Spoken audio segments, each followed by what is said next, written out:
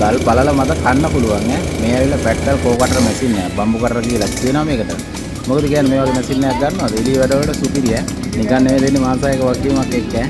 දාන්න කියන්නම් පළවෙනි කමෙන්ට් එකේ. ප්‍රයිස් එක දාන්න, මැසේජ් එකක් දාන්න.